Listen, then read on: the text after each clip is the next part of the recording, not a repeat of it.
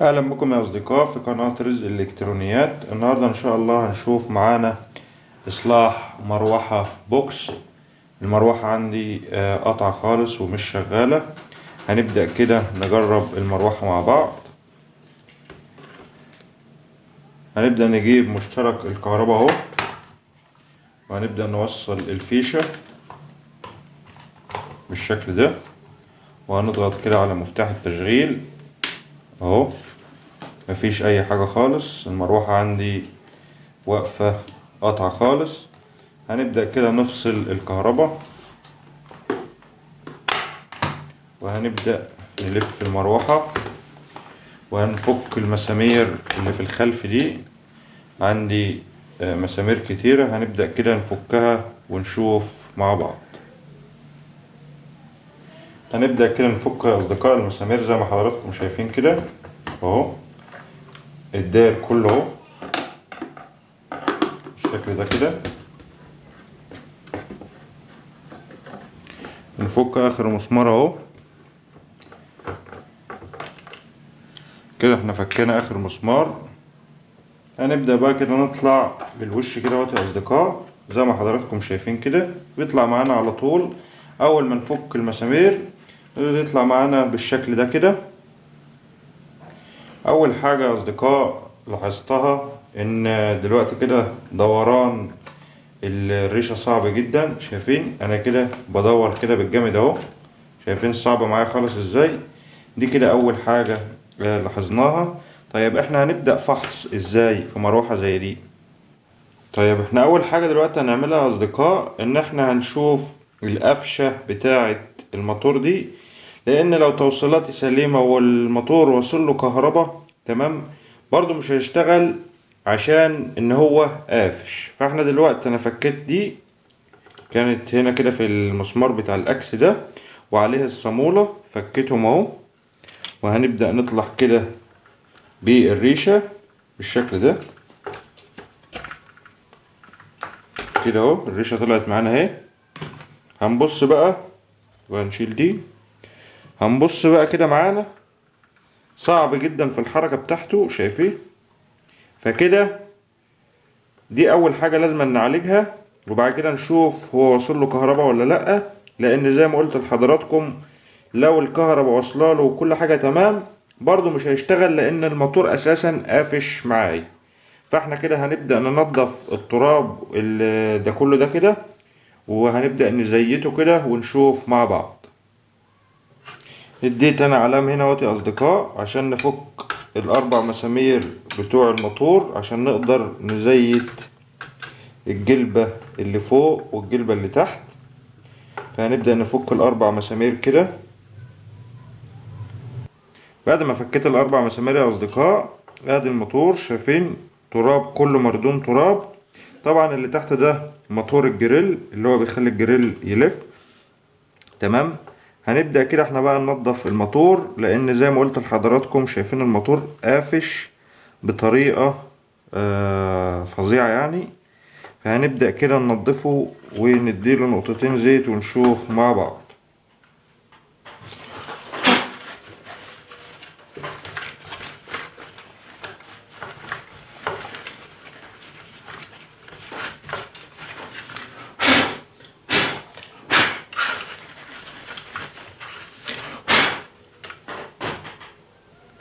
هنجيب الزيت اهوت يا اصدقاء، طبعا زيت مواتير. وهنبدأ كده نضع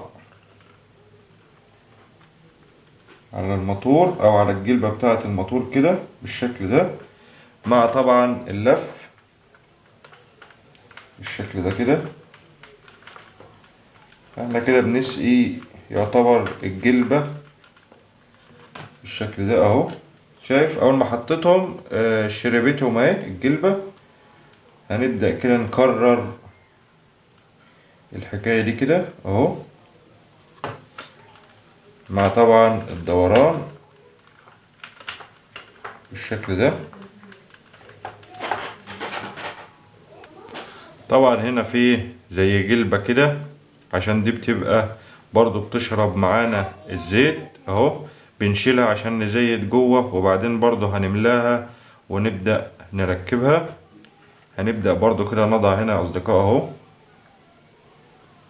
هنضع برضو الزيت هنا كده اهو، مع حركة دوران برضو بالشكل ده.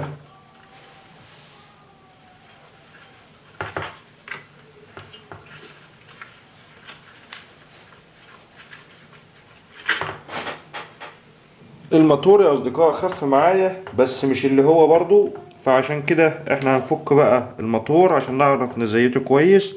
فهندي علام كده هنا اهو بالشكل ده عشان لما نيجي نجمع يبقى سهل معانا بالشكل ده كده.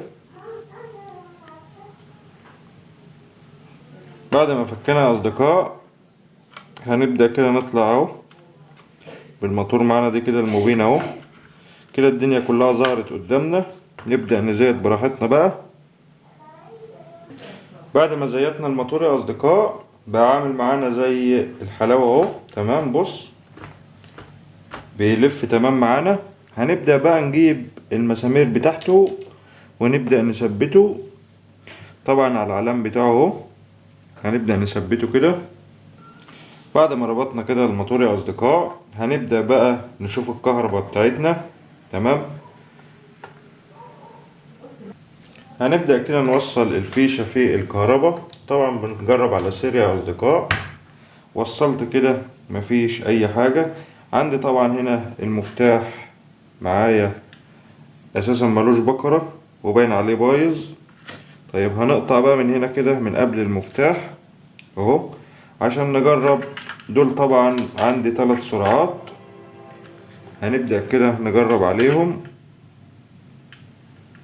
مفيش حاجة، مفيش. يبقى كده ممكن يبقى الكهرباء مش واصلة هنا معايا. هرجع شوية بالكابل.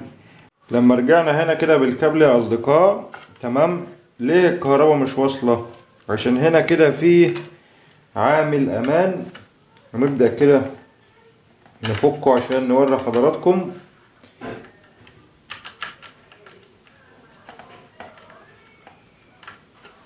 ده كده عامل امان او مفتاح امان. يعني ايه؟ يعني هنا فيه جوه بلية. البلية دي متحركة معايا اهي. متحركة ازاي؟ يعني لو المروحة زي ما هي كده نايمة يعني او راقدة كده، فالبلية بتنزل لتحت فبتفصل الطرفين عن بعض تمام. لكن لو المروحة واقفة في اتجاهها الصحيح فالبلية دي بتسقط لتحت فبتلمس الطرف ده معايا توصل فيه الكهرباء. هنبدأ نشوف الموضوع دلوقتي مع بعض. طبعا انا جيت هنا فكيت المفتاح اللي هو كان بايظ ده. بعد ما شلت كده المفتاح اللي هو التالف قشرت ال3 سرعات همت يا اصدقاء عشان نوري حضراتكم عامل الامان ده بيشتغل ازاي تمام. لان طول ما انت مرقد المروحة كده هو فاصل الطرف ده مش موصل فيه كهرباء، فعشان كده ما تشتغلش. عشان كده اسمه عامل امان او مفتاح امان تمام.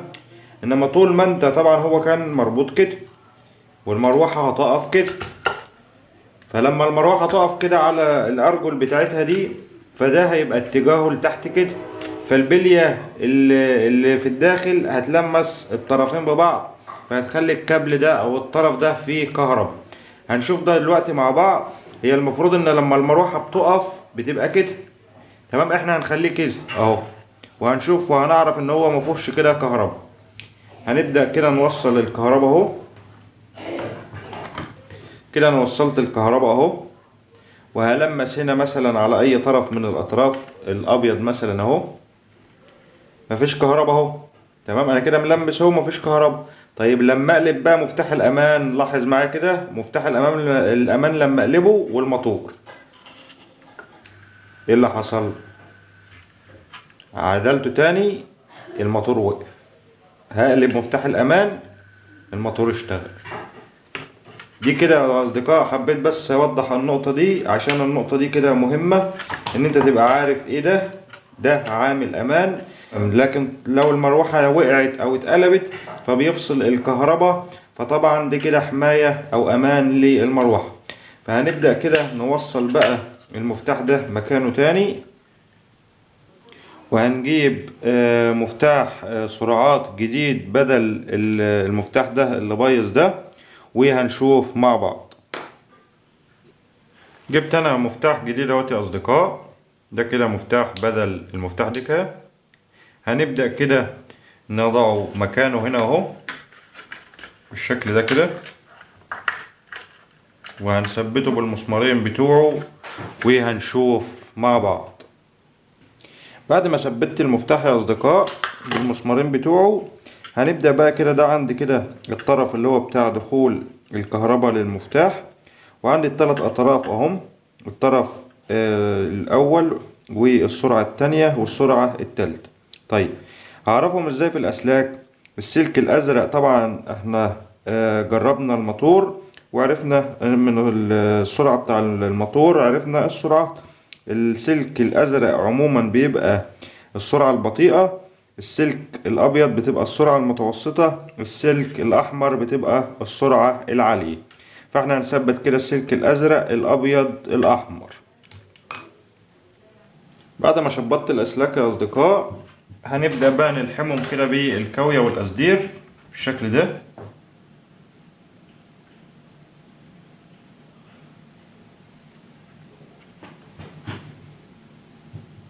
بعد ما وصلت الثلاث اطراف بتوع السرعات يا اصدقاء، هناخد طرف الكهرباء منين بقى؟ ادي طرف الكهرباء اللي جاي من الكابل بيروح معايا على التايمر، ويخرج من التايمر يروح على المفتاح ده. فانا وصلت كده اهو على التايمر، ومن التايمر خدت السلك اللي طالع من التايمر على المفتاح.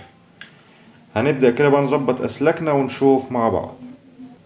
بعد ما ركبت الاسلاك يا اصدقاء كده وظبطتها طبعا ببلاستر، وربطت هنا عشان طبعا لما بتقف مفيش حاجة تيجي عند الريشة. هنيجي بقى نركب الريشة بتاعتنا. هنجيب طبعا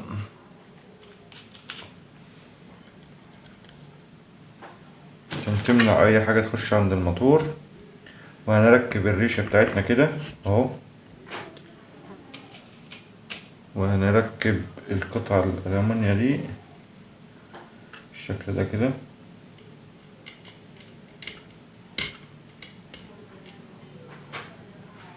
وهنركب الصامولة. الأول يا أصدقاء كنا لما نيجي نلف الريشة كانت تلف ببطء، شايفين دلوقتي؟ شايفينها حضرات؟ غير الأول طبعا خالص. بس كده هنبدأ نجرب بقى. بنقفل الوش الخلفي يا أصدقاء اهو علشان نجرب.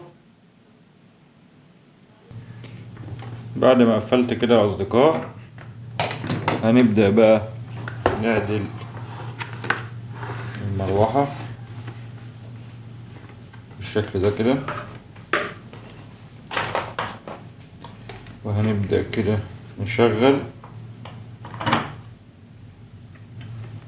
التايمر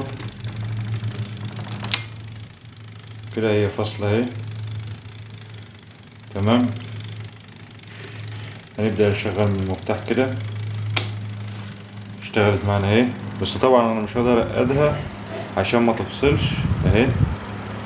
اشتغلت معانا اهي. ادي السرعة التانية التالتة اهي.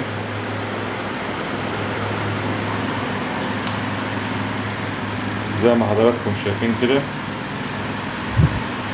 هنبدأ نفصل بقى. فصلت معانا اهي. بس كده يا حضرات، ده كده كان فيديو بسيط حبيت اوضحه لحضراتكم كده. لو جينا نشغل دلوقتي نشوف كده عشان نشوف هتشتغل معانا ولا لأ. اهو مش قادرة تشتغل اهي يا اصدقاء اهو، مش قادرة تشتغل. ليه؟ علشان المروحة نايمة او راقدة، عشان لما تكون واقعة ولا كده ما تشتغلش. بس كده يا اصدقاء، ده كده كان فيديو بسيط حبيت اوضحه لحضراتكم. لو استفدت من الفيديو ياريت تدعمني باللايك والاشتراك في القناة وتفعيل الجرس عشان يوصلكم اشعار بكل جديد وبكل فيديوهاتنا الحصرية. شكرا ليكم واشوفكم في فيديو جديد.